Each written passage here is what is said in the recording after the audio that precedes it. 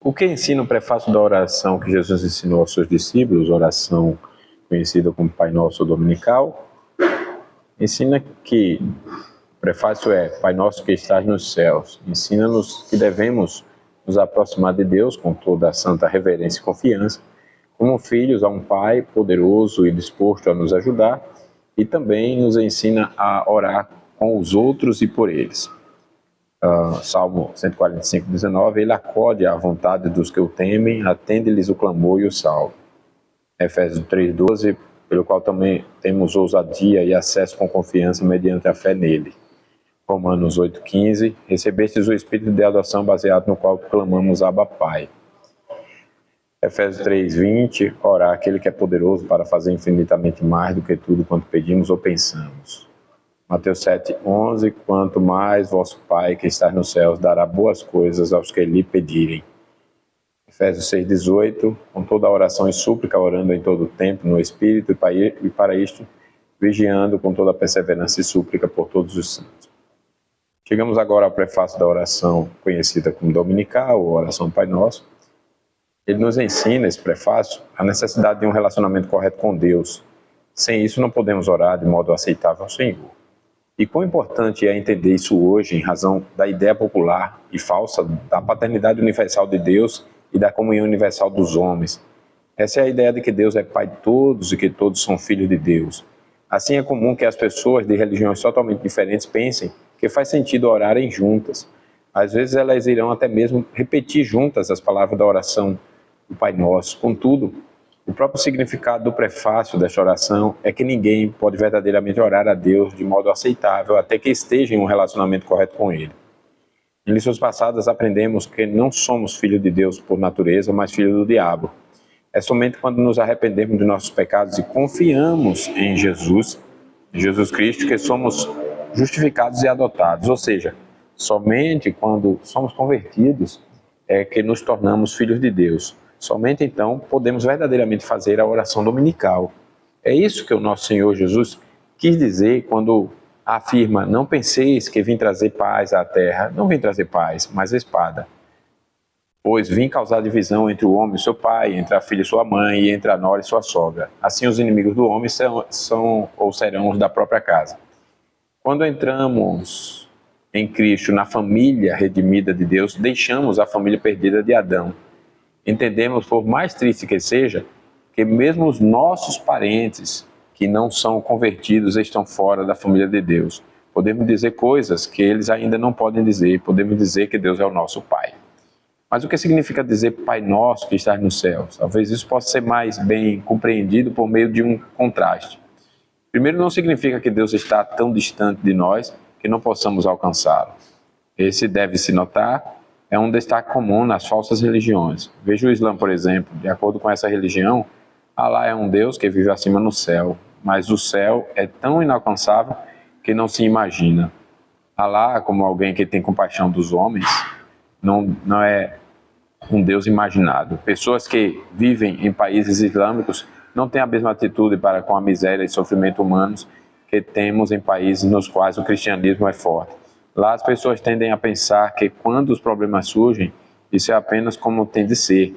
Elas presumem, em outras palavras, uma atitude fatalista. Dizem: Alá assim quis. Eles não ministram as necessidades dos outros como fazem os cristãos verdadeiros. E a razão é porque Alá está tão distante dos homens que não pode ser alcançado. No entanto, essa mesma noção falsa também se manifesta em formas corruptas do cristianismo. Tomemos, por exemplo, o ensino fundamental da Igreja Católica Romana. Ao invés de ir direto ao Pai, a Deus o Pai em oração, o católico romano é ensinado a ir a Maria ou a um dos santos. E o argumento para isso é que Deus estará mais disposto a ouvir nosso pedido se o fizermos indiretamente por meio de algum daqueles que estão mais próximos de Deus do que nós. Há o absurdo de dizer também que é por causa da ordem orar um pelos outros. Nessa concepção, inclusive, Deus tende a se distanciar cada vez mais se pensa nele como alguém que está distante e cujo acesso é difícil, se não impossível para nós.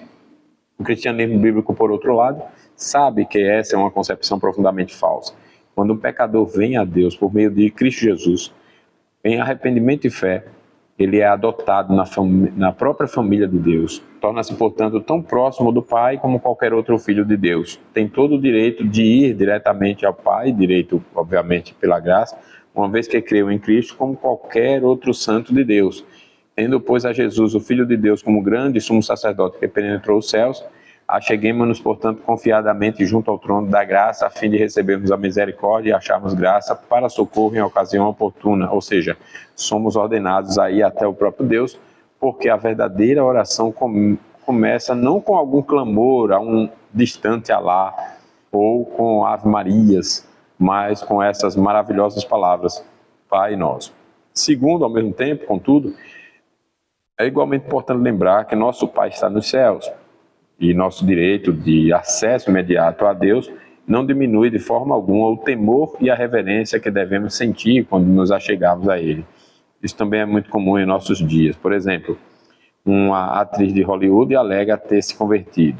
Ela então começa a falar de Deus usando estes termos. Deus é como um grande paizão. Eu poderia sentar-me em seu colo e colocar meus braços ao redor do seu pescoço e abraçá-lo. Assim ouvimos Deus ser comparado a um vovô fofinho ou ao cara lá de cima, como alguns usam o termo. Essa tendência equivocada de rebaixar Deus ao nível do homem é profundamente antibíblica.